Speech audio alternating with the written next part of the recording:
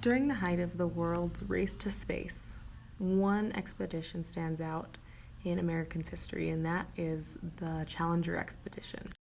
In 1986, NASA launched the ship known as the Challenger. After 73 seconds after being deployed, the Challenger exploded, killing all 7 members of the crew.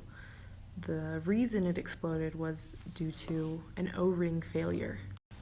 One of the reasons that the O-ring malfunction is such a big deal is because the management at NASA knew from 1977. So for 8 years, they knew that these O-rings had a design malfunction, and they didn't do anything to prevent it. The problem with the O-rings is they weren't recommended for cold temperatures. They weren't recommended for anything below 53 degrees. The engineers who were in charge of the Challenger couldn't recommend anything below the 53 degrees. So they recommended to NASA that they delay the launch of Challenger until it was a warmer day, because the day that they were planning to launch, it was 31 degrees.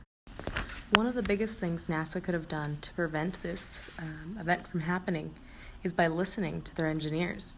You always talk about how it's not rocket science. Well, it was rocket science, and they hired the best of the best, and they didn't believe them enough or didn't want to delay for whatever reason.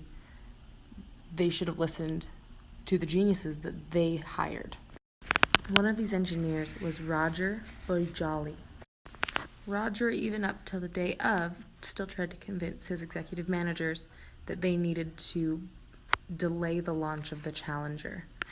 However, his managers believed that the O-rings could erode up to 1/3 of their depth and still seat where they're supposed to.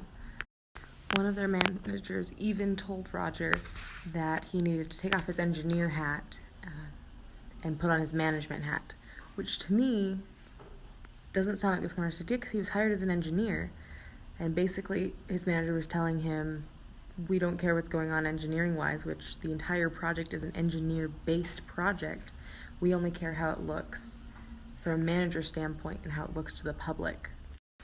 I believe Roger needed to be more assertive in this case. I think he needed to push the fact that the Challenger was unsafe to fly and that they were risking the lives of everyone on board, and they did. All 7 crew members passed away due to this O-ring that management didn't want to believe Roger on. I'm not an engineering professional. I'm in the health field. So when it comes to the engineering portion, I'm totally lost. It goes right over my head. However, in the health field, we still have chain of command. We are loyal to our captains, our management, and we also are very about protecting the public welfare.